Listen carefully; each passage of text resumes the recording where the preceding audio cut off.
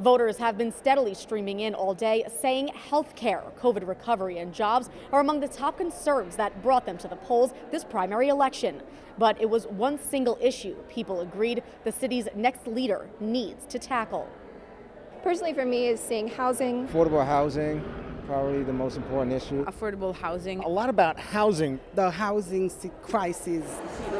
They call New York City home, so these voters want someone to help them stay. And you see a lot of them hanging on the street in front of buildings where they used to live. It's a new system of voting, is ranking. Tuesday was the first brush with ranked choice voting. People were asked to list their 5 favorite candidates, but could opt out and still only choose one. Some were taken by surprise. I'm a bit intimidated by ranked choice. I've never really dealt with anything like that before. But others came prepared, saying the strategy is a political game changer. I actually found it to be a pretty easy process, and I was happy that we had a couple of choices. With no presidential race or congressional seats up for grabs, turnout in this primary to decide who would continue in the races for comptroller, public advocate, and mayor was expected to stay low. In the 2017 mayoral race, only Democrats voted in the primary. Just 15% of them cast ballots.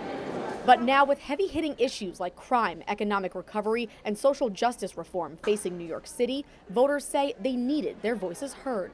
Less crime, better education, more social justice. And despite Brooklyn Borough President Eric Adams leading the polls, voters we spoke with said he wasn't necessarily their frontrunner. I ranked Maya Wiley first. I think Maya has a grasp on it. As far as criminal policy or criminal justice policy, I voted for Maya Wiley. Maya Wiley has a good idea. Take some money and put it towards mental health issues because a lot of the crime has been done by homeless people who are not well. I've always been impressed with Maya Wiley because of her legal position in the de Blasio organization. And it's helpful to have somebody who understands from the inside out what really needs to change. Voters across New York City can cast their ballots tonight until 9 p.m. In Park Slope, Jessica Easthope, Currents News.